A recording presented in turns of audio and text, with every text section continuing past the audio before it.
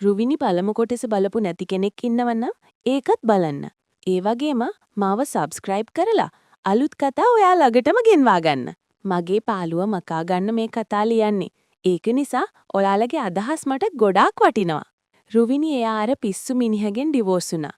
අපි යාට ඉන්න පුරුවම් හොඳ කාමරයක් හොයාගත්තා. නිදහස් තැනකින්. එයා දැන් ගාමන්ට් යනවා. රුවිනි දැන් ඉස්සරට වඩා ගොඩාක් ලස්සනයි. එයාව දැක්කම මට නම් ඉවසන්න බෑ. මුළු ඇගම හිරිවැටෙනවා. ඒ තරම් ලස්සනයි. අද නිවාඩු දවසක් නිසා මම රුවිනි බලන්න යන්න පිටත් වුණා. යන ගමම් රුවිනිට ලොකු චොක්ලට් එකක් අරගත්තා. ඉතින් රුවිනිගේ බෝඩිමට යනකොට එයා පේන්න හිටියේ නෑ. මම ඉස්සරහා තියෙන පුටුවෙන් වාඩි වෙලා හිටියා. ටික වෙලාවකින් එයා ආවා. එයා මාව දැකලා ලස්සන හිනාවක් දාගෙනම මම ඉස්සරහින් හිටගත්තා. එයා මට කිව්වේ කොල්ලට මම මතක් වෙලා නේද කියලා. මම කිව්වේ කොහොම මේ රන්කඳ අමතක කරන්න කියලා. රුවිනි මගේ අතින් අල්ලගෙන ගේ ඇතුළට ගියා. ඉතින් මොනවාද බොන්නේ කියලා රුවිනි ඇහුවා. මම කුක්කු බොන්නේ කිව්වා. ඒකද මේ උදේම බොරුවට මාව බලන්න ආවේ කියලා මගෙන් ඇහුවා. එහෙම අහන ගමන් ගිහින් මට තේ එකක් හදනවා. මම එයා ළඟට ගිහින් පිටිපස්සෙන් යාව බදාගත්තා. ඒත් එක්කම මම ගෙනාපු චොකලට් එක ඊට දුන්නා. ගොඩාක් සතුටින් ඒක අරගත්තේ. එයා මට කිස් එකක් දීලා මට තේ එක දුන්නා. මම තේ එක බොන අතරම රුවිනි රූම් එක ඇතුළට ගියා. එයා එළියට ආවේ ඇඳුම් මාරු කරගෙන. එයා කොට සායක් එක්ක ස්කිනි එකක් ඇඳලා හිටියේ. රුවිනිගේ රෝස පාට කලවා දැක්කම මගේ ඇස් අහකට ගන්න හිතෙන්නේ නැහැ. පිරිපුන් ශරීරයක් එයාට තියෙන්නේ. කෙල්ලෙක්ට මේ වගේ ලස්සනක් තියනවා කියන්නේ වාසනාවක්. මම රුවිනිට කිව්වා ඔය ඇඳුමෙට ඔයා ගොඩක් ලස්සනයි කියලා. එයා මගෙන් අහනෝ මම මෙහෙම ඉන්නකොට විතරද ලස්සන කියලා. මම කිව්වා ඉතින් මම දැකලා නෑනේ ඔයා වෙන ඇඳුම් මැදන් ඉන්නවා. එයා අහනෝ මොන ඇඳුමක්ද මම අදින්න ඕනේ කියලා.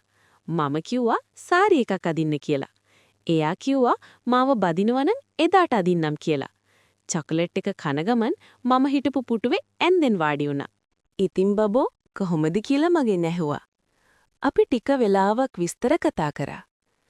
අද මෙහෙ ඉන්නදාවේ කියලා එයා මගෙන් ඇහුවා. මම මොකුත් නොකියාම එයාව මගේ ළඟට ඇදලා ගත්තා.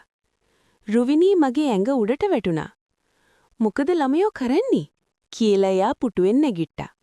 ඊට පස්සේ එයා එළියට ගියා. මමත් එයා පස්සෙන් ගියා.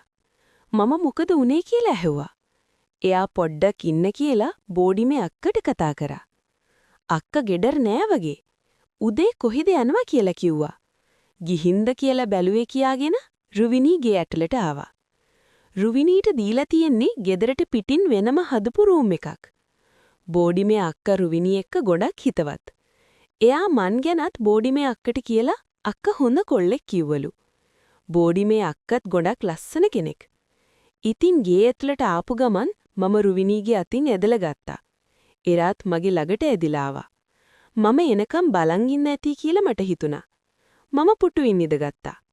එයා මගේ කකුල් දෙක උඩින් වාඩි වුණා. එයාව තුරුල් කරගත්තා. ගොඩක් ආදරණීය හැඟීමක් දැනුණා. මම එයාව මගේ ඇඟට හිර කරගත්තා. එයාගේ පපුව ගැහෙනව මට දැනුණා. අපි දෙන්න ගොඩක් වෙලා ඒ විදිහට හිටියා. රුවිනි කියනවා එයා මට ගොඩාක් ආදරෙයි කියලා. මන් දන්නේ මම කරන්නේ ආදරයක්ද නැතිනම් తాවකාලික සතුටක් වෙනුවෙන් එයාව පාවිච්චි කරනවද කියලා.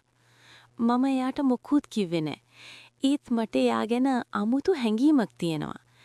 එයා මගෙන් එයාගේ දුක්ඛ, තනිකම, පාළුව නැති කරගන්නවා. මට එයාගේ මූණ දිහා බලන්න ඕනේ වුණා. එයා මගේ පැත්තට හරවලා මගේ ඔඩොක්කුවෙන් වාඩි කරගත්තා. එයා මට තුරුළු වුණා.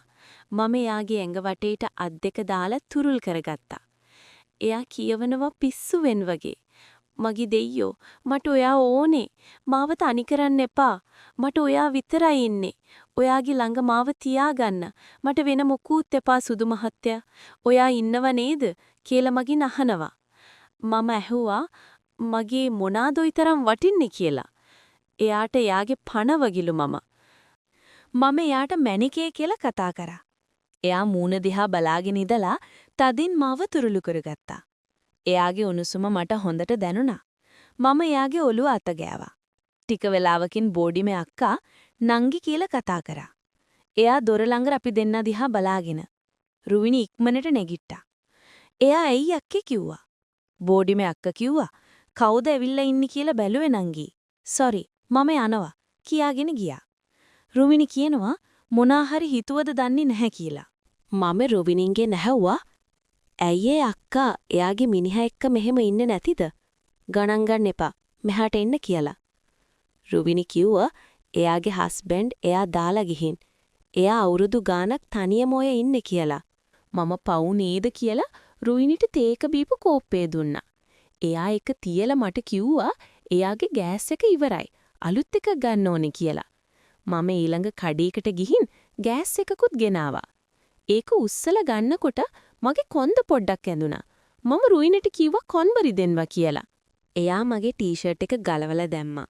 ගිහින් බෙඩ් එකෙන් හාන්සි වෙන්න කියලා මගේ කොන්ද බාම් ගාලා මසාජ් කරන්න පටන් ගත්තා. එයාගේ සිනිදු ඇඟිලි වලින් මට පුදුම සනීපයක් දැනුණා. එයා මගේ පිට උඩින් වාඩි වුණා. මගේ ඇඟම හිරි වැටුණා වගේ වුණා. කෙල්ල පිට උඩ ඉඳගෙන මාව හොඳට මසාජ් කරා. මසාජ් එක ඉවර වුණේ ගොඩක් දේවල් සිද්ධ වෙලා. අපි ගොඩක් ආදරෙන් සතුටෙන් හිටියයි මොහොත. අපි වෙනම ලෝකික හිටියා වගේ දැනුනේ. ටික වෙලාවක් අපි දෙන්න ආදරෙන් තුරුල් වෙලා හිටියා. මම ඔයාවත් දවසක් මසාජ් කරනවා හොඳද කියලා මම යාට කිව්වා. එයා ආසෙතිනේ කියලා එයා නැගිටලා එළියට ගියා. මම ටික වෙලාවක් එහෙමම හිටියා. කවුරුත් යාගේ පරණ කතා දන්නෙත් නැති නිසා මට හිතුණා එයා මගේම කරගත්තනම් හොඳයි කියලා. ඒත් තව ටික කාලයක් මේ විදිහටම ඉන්නා මොකද හදිස්සි වෙන්න හොඳ නැහැ කියලා මට හිතුණා. රුවිනි එතකොටම රූම් එකට ආවා. එයා අහනවා අපි අමුද ෆිල්ම් එකක් බලන්න කියලා. මමත් හා කියලා ඉක්මනට ලෑස්ති වුණා. අපි එදා රෑ කෑමත් එළියෙන් කෑවා. ෆිල්ම් එක නම් බලුවා. මට ෆිල්ම් එක නම් හරියට බලන්න බැරි වුණා. රුවිනි ළඟ ඉන්නකොට මොන ෆිල්ම්ද මට?